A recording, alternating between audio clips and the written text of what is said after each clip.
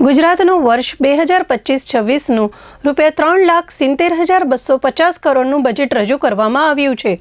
નાણામંત્રી શ્રી કનુભાઈ દેસાઈ આજે ગુજરાતનું સતત ચોથી વાર બજેટ રજૂ કરી રહ્યા છે। આ બજેટમાં ગુજરાતની નવી 9 મનપા માટે 2300 કરોડની જોગવાઈ કરવામાં આવી છે। કચ્છ, અમદાવાદ, જૂનાગઢ, વડોદરા, હાલોલ ખાતે 5 મેગા ફૂડ પાર્કનું નિર્માણ કરવાની જાહેરાત કરવામાં આવી છે। ભુજ નખત્રાણા 4 માર્ગીય હાઈસ્પીડ કોરિડોરની કામગીરી માટે ₹937 કરોડની જોગવાઈ। કચ્છ વિસ્તારના ચાવડા રખાલ ખાતે 69 કેપ્ટિવ બ્રેન્ડિંગ સેન્ટર બનાવવામાં આવશે। સૌરાષ્ટ્ર તથા કચ્છ શાખા નહેરના પમ્પિંગ સ્ટેશન અને હાઇડ્રો પાવર સ્ટેશન પર કુલ 14 જગ્યા પર સોલાર પ્રોજેક્ટ ₹300 કરોડની જોગવાઈ। ઉર્જા સુરક્ષા માટે 2030 સુધીમાં રિન્યુએબલ એનર્જીનો લક્ષ્યાંક વધારીને 100 ગીગાવોટથી વધુ કરવાનું આયોજન છે।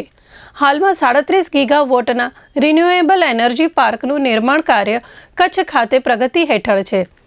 એનર્જી સ્ટોરેજ અને પંપ સ્ટોરેજ પ્રોજેક્ટ અંતર્ગત અંદાજપત્રમાં વિશેષ જાહેરાત કરવામાં આવી છે।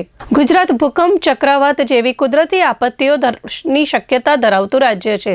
આપત્તિ વ્યવસ્થાપનને ઝડપી બનાવવાના લક્ષ્ય સાથે સાયક્લોન પ્રતિરોધક વીજ માળખું, રસ્તાઓ સાથે અન્ય માળખાકીય સુવિધાઓ બનાવવાનું આયોજન છે। રાજ્ય સરકારે ગત બજેટમાં જાહેર કરેલ 9 મહાનગરપાલિકાની રચનાને વિધિવત સ્વરૂપ આપેલ છે, જેના વિકાસને વેગ આપવા માટે ₹2300 કરોડની જાહેરાત કરાઈ છે। રાજ્યના નાગરિકોની સલામતી અને સુરક્ષા જળવાય તે માટે રાજ્ય સરકારની સર્વોચ્ચ પ્રાથમિકતા છે।